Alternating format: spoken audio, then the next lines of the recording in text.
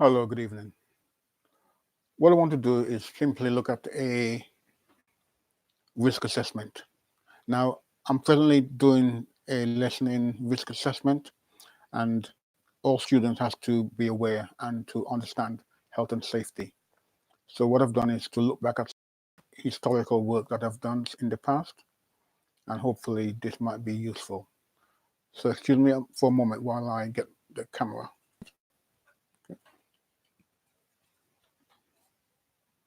Okay, thank you.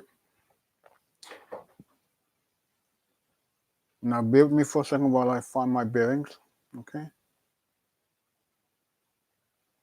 But this is what I want to look at. Okay.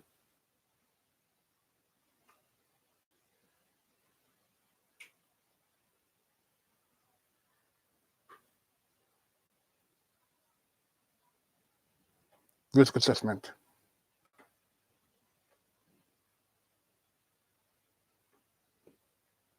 And what I've done is to simply look at it from a cartoon caricature, okay? But it does not make it any less serious than it already is. Now, health and safety is a very prominent part in electrical engineering. You cannot be qualified engineer without having done health and safety. It is not something you can take very lightly, okay? Now here, I've simply set down some objectives. At the end of the session, you should know what a hazard is, know what a risk is, know the procedures for risk assessment. Okay, and those are the objectives. Now, what is a risk assessment? A risk assessment is a legal requirement for companies to comply with. The aim of a risk assessment is to prevent accidents and to ensure no one gets hurt or becomes ill. Now, every employer has a responsibility for your welfare and for your safety. Risk assessments ensure careful examination of an environment to identify what could cause harm. Okay, so let's keep that in mind.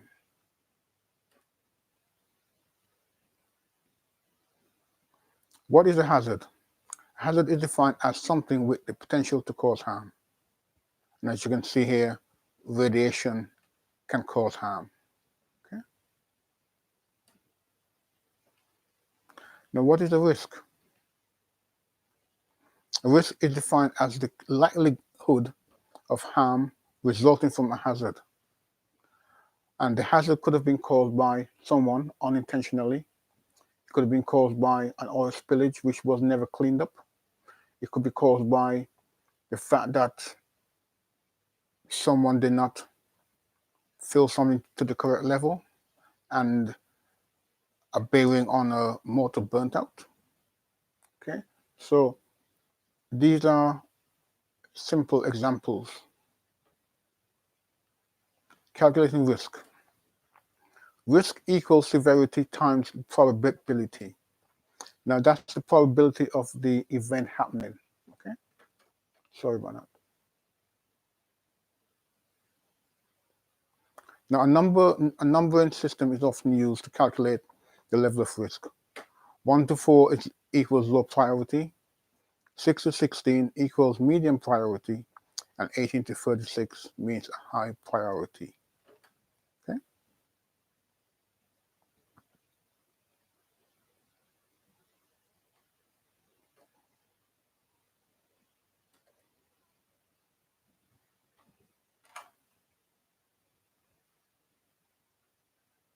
So let me just get this level up once again.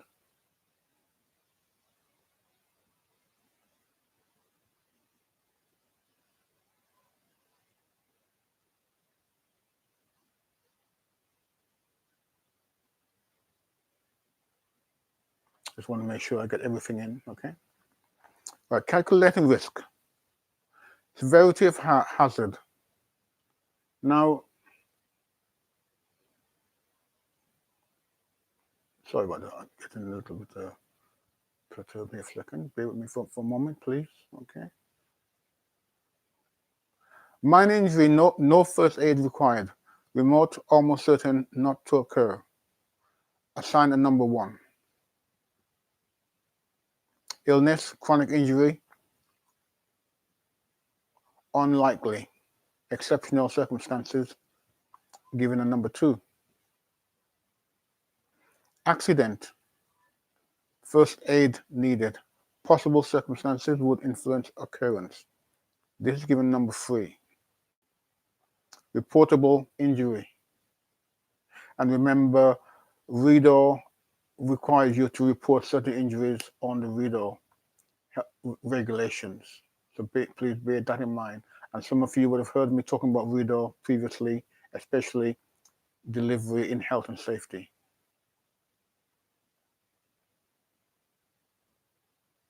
That's given a 4. Okay. Major injury, probable, good chance of it occurring, 5. And final, you have death, certain 100% it will happen, 6. Now the risk equals severity times likelihood of occurrence. And you'll see that there at the bottom of my sheet. Okay. So 5 steps to risk assessment. List the hazards, decide who might be harmed and how, evaluate risk arising from hazards, and decide whether existing controls are adequate. Now this will be down to you to ensure. Record the findings and review assessment when necessary. What that means is that you will carry a review maybe 3 months later to see whether or not your first review is still valid and still standing. And has there been any changes that you now need to take into account? Okay.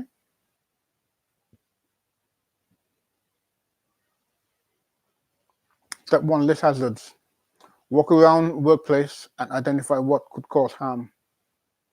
Consult manufacturer's instruction and data when necessary. Refer to accident incident records. And you normally would have any incident would be recorded in an accident book.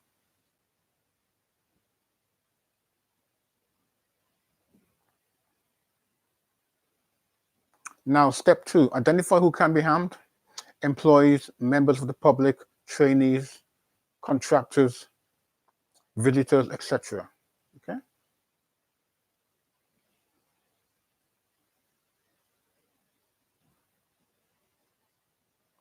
Step 3, evaluate the risk. Consider how likely it is that each hazard could cause you harm. Calculate risk. Risk equals severity times the likelihood of occurrence. Decide whether risk is high, medium, or low. Step 4, record findings. Keep record for future reference or use it to help if an inspector asks for evidence of precautions you have taken. It can act as evidence to show what action you have taken in a given circumstances or a given situation, and that could be in your interest. Step 5, review risk assessment when necessary.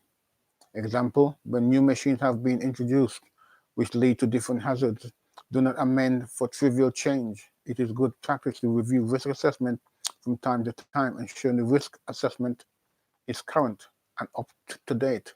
Now, bear in mind that we've had the new edition of the IEE regs, or the IET regulations, 18th edition, came out January 2019. So please bear that in mind.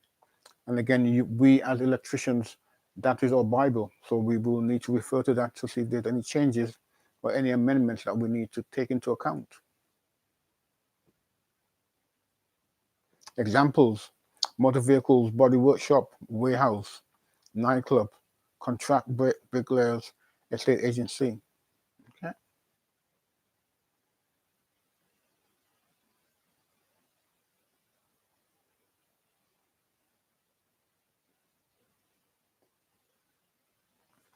it'll tell me to click buttons, but in this case, we won't be clicking the buttons. Okay.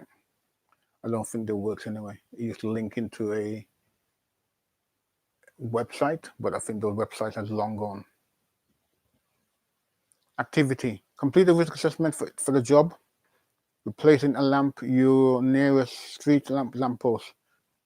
Never mind that. Click button to be directed to HSE website. Now you are familiar with the HSE website because all the classes I've taken so far, I have referred you to the HSE website. So use the HSE website. It provides you with up-to-date information and shows you and let you know the specific regulations that you need to comply with. Okay. Thank you. Now I hope you found this useful, and good night for now. Bye-bye.